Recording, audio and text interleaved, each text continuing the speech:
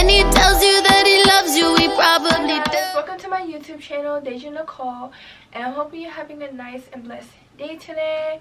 So in today's video, it's going to be a story time on how I got fired for having too many doctor's appointments for my disability. But before I start this video, don't forget to like, comment, and subscribe, and also hit the bell notification so every time I post a video you will be notified. And because I am a new YouTuber, I would love to hear your ideas. So if you have any video ideas, please put them down in the comments down below. All my social medias will also be in the description box. I have Facebook, Instagram, Snapchat, and Twitter. I'm mostly active on Instagram and Snapchat, but I will post like when I post that videos on all my social medias. So the links for those will be in the description. And I'm just gonna put this out here. Let's see if I can get 100, no, not 100, if I can get 1,000 subscribers, I will start doing shout outs. Yes, this is my first video, but let's see if I can get 1,000 subscribers. I can start doing post notification shout outs. So let's see if we can do that. So if you see me just fixing up my jacket, just because yeah, but this outfit is from Shein. This video is not sponsored, but the whole outfit, even my crop top, is from Shein. But let's get on to the video. So I might reach down for my coffee and my water, but let's just, like I said, let's just get on to the video. So I might be nervous, but yeah. So this is the story time on how I got fired for having too many doctor's appointments for my disability. So this actually happened recently on February 8th of this year, and I kind of saw it happen, and I'm just going to explain how I saw it happen. So what is my disability? So my disability is a congenital heart disease called double outlet right ventricle, meaning I was born with this heart disease. So it is called double outlet right ventricle, like I said. I will actually do a whole video in December of me talking about it, because December, especially December 13th, that's when I'm going to make the video and post the video, is really meaningful for me. And that day, it just, yeah, it's too much to talk about, but, and just me talking about my heart condition during this video is just going to make it a long video. So if you do want to know about my heart condition, I do have a Instagram post and also on my public Snapchat a story. So I will put the Instagram post next to me where you can read it, and you can also see it on my Snapchat stories as well. So I started working at this job. It's actually a daycare job, and I want to say I started working, actually applied around the end of January. So it was, yeah, the couple of weeks of January, so that's why I said the end, because it was mid-January to the end. So I applied to this daycare job on the 18th, I believe, because I got a call back that I got the job on the 21st, so on a Friday. So I went in, you know, I'm kind of like job interview type, you know, appropriate things to wear for a job interview, because I just walked in just, you know, just to impress. And I walked in, I asked the lady who owns the business, I was like, are you hiring? And she was like, yeah, I am hiring. So I was like, okay. And then she asked me, do you have any experience in child care? I was like, yeah, I used to work at a daycare over the summer, because I did work at a daycare over the summer, but I quit due to me trying to focus on the class during the summer, and those two just didn't fit well. This class was really difficult to the point I didn't have time to study. So, you know, but I told her something else. But I was like, yeah, I used to work in a child care, I used to work in daycare over the summer, and she was just so impressed with everything I told her.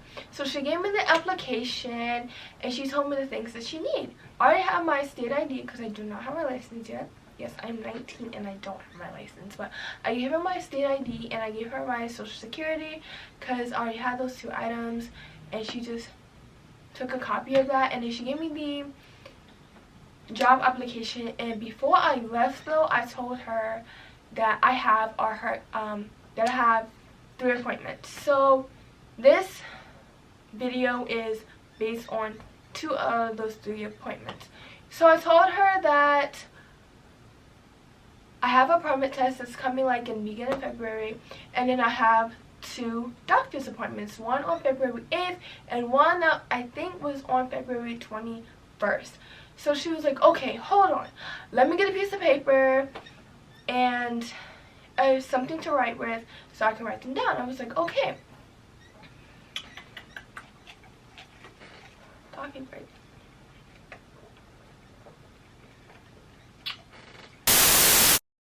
So she was like, okay.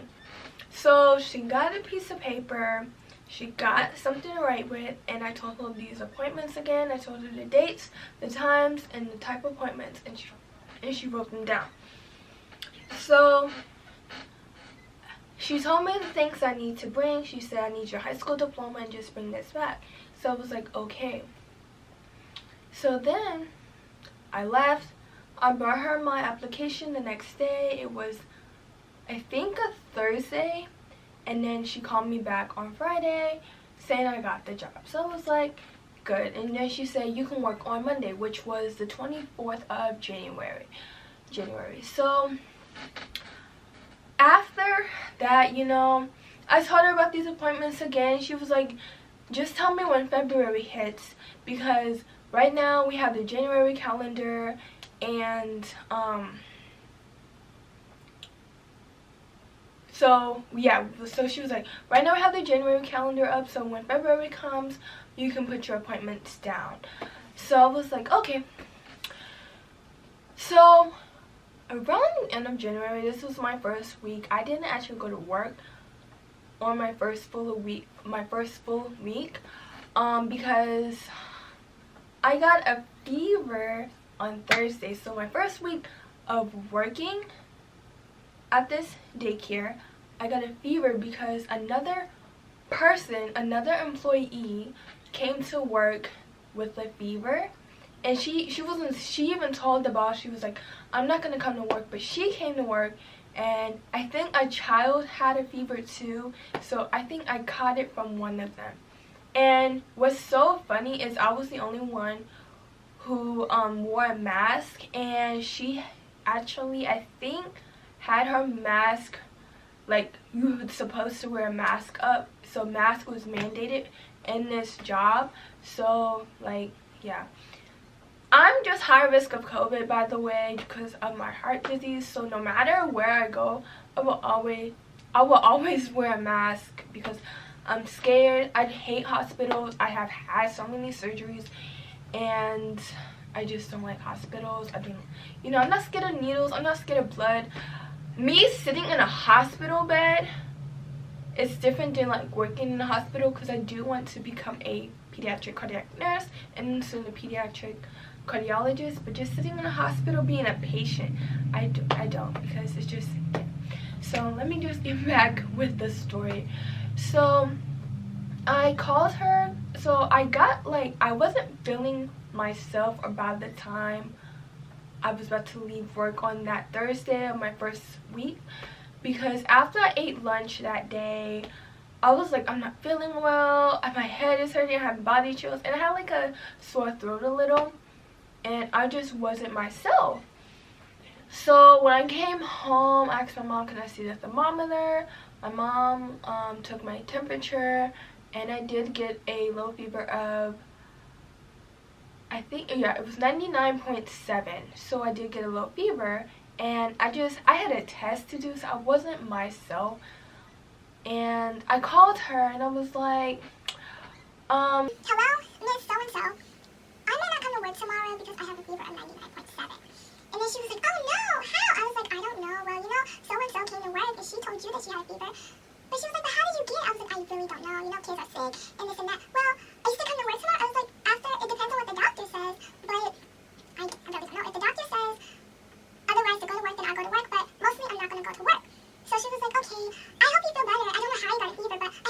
better. It was just weird. She was confusing. I'm like, my old boss was confusing. So I was like, that. My mom came in, she was like, what she said? I was like, she was just being weird. And she was just being weird. But I told her that after the doctor's appointment, if the doctor says go to work, I go to work. But she didn't, like, she was just being weird and confusing because I tried to tell her, but she kind of like talked over me and everything. And she like really has been like, she just talks over people. So yeah, so on hold up, I'm trying to jump into the story. But on January 28th, that was the Friday, I went to the doctor's office, and I was negative, but my brother was positive for COVID. But because I had all the symptoms, I had a fever the night before, I had sore throat, body chills, basically everything. The doctor said to not go to work for 5 days, to stay quarantined, because it could have been a false negative. So I was like, okay. So I'm texting her, and I was like, I just tested positive, because my mom, I was like, what am I going to tell my boss? She was like, just tell you that you are positive. So that's what I tell her. Then she was like, well, we need to get your records to know that you're positive, and then I need to know. So I was like, why do you need to know the proof that I'm positive? So we can so I can close down the daycare and clean everything. So then I called her, and me and my mom explained everything to her, saying it was actually negative, but it can be a false negative because I have all the symptoms. But at the same time, she didn't really listen to that part. She just was like, well, I just need to close down my daycare, need to know if I need to close it down so I can clean everything down. That is your problem. If you need to decide, that's your decision, not mine. Plus, you know, there's like another person who has a fever and she probably has COVID, but that is depending on you. So she was just confusing because she was like, I just need to know if I need to shut it down and close everything and clean everything. So shut down and clean everything. So I was like, okay. I was like, she's just really confusing. And I told my mom that, and my mom was like, yeah, she's really confusing. So I didn't go to work from the 28th of January to the 2nd of February. So this is when everything goes downhill for me, because like I said, I knew this was going to happen. So I came back on the 2nd of February, and when I came in, I signed in. Actually, I was signing in at 7, so it was like 6. Put everything down. If I brought something to eat for breakfast, I would eat it for breakfast. When 7 comes, I log in and then get a toddler up, because there was someone there. There was one of the kids I used to watch there. Her parents drop her off early, so I wake her up. And by the time the kids ate breakfast, that's when I start putting my dates on the calendar. So everyone actually had like a doctor's appointment, but they only had 1, and I had 3. I had 3 appointments, and 2 of them were doctor's appointments. Like I said, she was actually okay with the permit because she knew that my brother would drop me off at work on his way to school, because his school is literally not, it's like when he's turning to go to school, I get off like where this ditch is just to go to my job. So it's like they're close to each other. So I need a water break.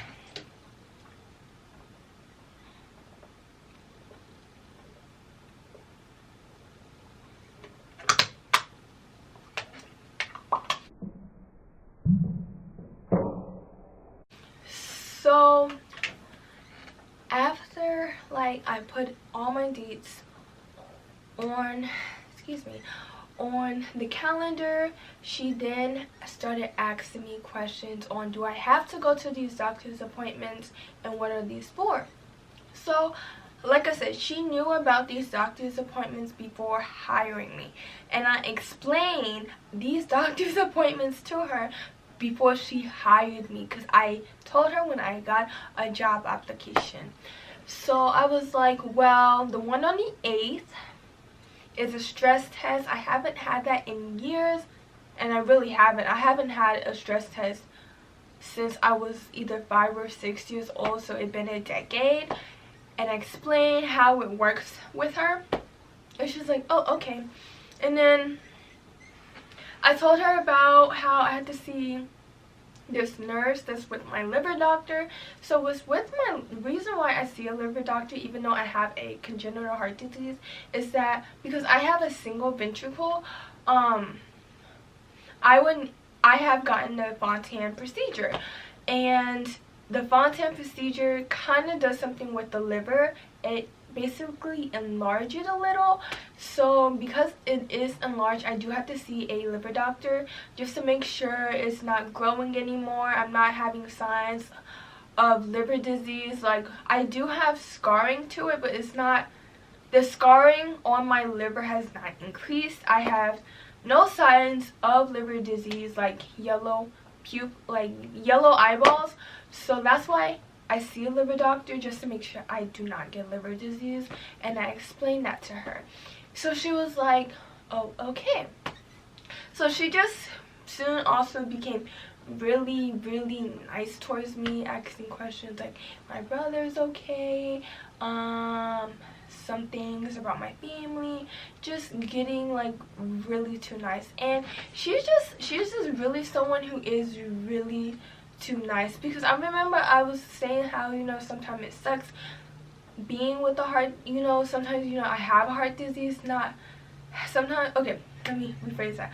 I told her like how I have a heart disease, and sometimes life with it, it's not easy, but you know, I think positive. And then she was like, no, tell yourself you don't have a heart disease. And I was like, I can't really do that because I have a scar on my chest, and when I look in the mirror, I see my, you know, I see everything I've been through, and I take my heart disease something positive than something negative, because I'm alive. I wouldn't be alive if it wasn't for my cardiologist and his team. So that's why. And I'm just, you know, before I continue with the story, I am planning to own a non-profit, but there will be a whole video on that when I'm finished with it. I'm also working with an author to be part of this book, with like other people with congenital heart disease. I have shared my story to some CHD nonprofits. You know, because I want to be a cardiac nurse and a cardiologist, pediatric. So it's like a lot of things with me with congenital heart disease, and just me getting older, I have learned a lot, and I want to get involved because I haven't really seen or heard stories about it, because people really don't know about congenital heart disease. But if you do want me to do like a whole video about congenital heart disease just to give you some facts and stuff, I can do that. I can actually do that. If y'all want that, just put it in the comments and let me know. But back to the story. So she just, like, you know, kept asking me also about my heart disease, and I just, you know, repeat what I told her. So it's just like she's being weird, because I remember I remember me going to the car because my mom is waiting around like 3:50ish to 4, because I got off at 4. And I was like, my boss is being really nice. She asking me a lot of questions, and it's like some of the repeating questions. She's just being really nice towards me. So yeah. So now this is when everything happens for a reason. So yeah, this is when everything is happening like for a reason. And to be honest, I'm happy I don't work for her no more, because I'll tell you why at the end of this video before I close down this video. So on February 7th, around, I would say 2:30ish, actually no, it was around 2:50 to 3, because I know I have an hour left for work to leave to go home. And she came up to me and she was, Miss Dajah, what time is your appointment? Tomorrow, and this was Monday, February 7th, and I was like, it's at 11, but I was planning to come here and then leave at 9, because it's in Nashville. This was in Nashville, she told me not to return, by the way, and then my other appointment was actually in Franklin, Tennessee, but she thought it was Franklin Street here in Clarksville, and she told me to return, but she, like I said, she's someone who talks over people and don't listen, and she's also someone who just, you know, is really, really nice, where I see that as like a bad sign, a toxic sign. And someone like, I'm nice, but I hate that I am nice, because I feel like someone who's really nice is manipulative, so she was that. So let me go back, what was that? So she was like, so she asked me what time my appointment. I was like, it's at 11, but I'm gonna leave at around 9 because it's in Nashville. And she was like, okay, you know what, you don't have to come to work tomorrow because you're gonna be here for 2 hours. And I was like, are you sure, Miss Blink? She was like, yeah, I'm sure. You do not have to come to work. Don't worry about it. Don't come to work. So yeah, because you're only gonna be here for 2 hours. There's no point. So it was like, okay. And then I just, you know, got back to what I was doing with the kids and cleaning up, because, you know, I was about to, you know, I was changing them, and someone was playing, so I was watching and changing them when she told me that. So when it was my time to leave around 4, I went in the car and I was like, Mommy, my boss just said something weird. And she was like, what? I was like, she told me to not come to work because there's no point of me coming to work if I'm only going to be there for 2 hours. She was like, are you sure? Are you sure? Is that what she said, Dajah? I was like, yeah, I'm sure that's what she said. So she was like, okay, so I don't have to worry about picking you up. We can just go straight to Nashville after I dropped the boys off. I was like, okay, bet. And so then, here comes the 8th. I wake up by the time I actually leave for work, so 6:40. And I go to the bathroom. That's the first thing I do when I wake up. I go to the bathroom and I brush my teeth, I wash my face, scrape my tongue because all the bacteria. But, you know, I do my morning routine. 7 hits when I come in. It was like 7:01. And I will actually post screenshots on the side of me of a conversation. So she was like, Miss Dajah, it is good morning, Miss Dajah. So this is what she actually said. Good morning, Miss Dajah. It is 7. Why are you not here? I was like, good morning, Miss blank blank blank. I think that's what I said, but I said good morning. Well, you said there was no point of me of coming to work today because you said I'll only be there for 2 hours. So you said there's no point. She was like, well, you misunderstood me. I mean, you used to come to work and then you leave. I was like, okay, that's weird. So then I went to take a shower. I came back and so I went to take a shower, like I said, came back. As I came back so I can get ready, she was like, I can't do this anymore. I'm letting you off. And make sure you bring all your stuff in. And then she was like, so she said, I can't do this anymore. I'm trying to think what the text. I would have the messages, the screenshots and stuff. But she was like, I can't do this anymore. I'm letting you off because you're having too many appointments. So make sure before the end of the week you bring your stuff so you don't get deducted of your last paycheck. I was like, did this bitch just fired me? Because I was like, she knew about these appointments. And I kept telling her about these appointments. Nothing is clicking. So yeah, I got fired for my appointment. And so I told my mom, and I was like, something just happened. I just got fired for having too many appointments. So she was like, she can't do that. I was like, well, she just did. So long story short, I got fired.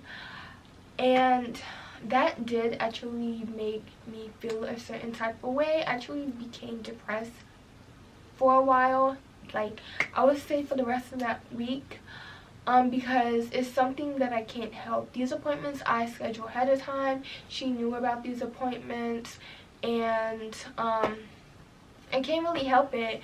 I did cry some, but now I'm working on my goals. I'm still in school, and I don't have to worry about her.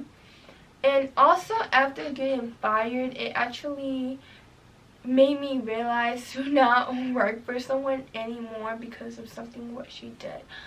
So before I shut down this video, I do have a little message for anyone out there who do have a disability. No matter if it's invisible like me, I do have a disability. Like I said, my disability is congenital heart disease, but it's invisible because you can't see.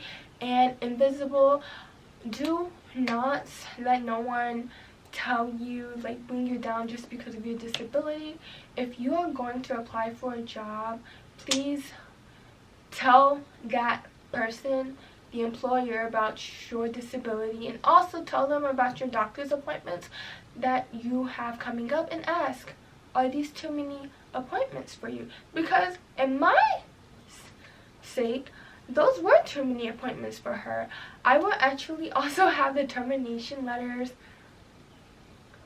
here, but as well, because even the termination letter, she even said too many appointments, and how she fired me, like I said, was so unprofessional. But I tried to get a lawyer. That didn't work, because in the state of Tennessee, you can get fired for anything. Fired to will, basically it worked. I forgot how it is, but something to will. And then I did report it, but because she doesn't have 8 employees, at least they can't do nothing about it. So that really also bummed me out, that they couldn't do anything about it. But like I said, do not let your disability tell you who you are. Do not let it bring you up.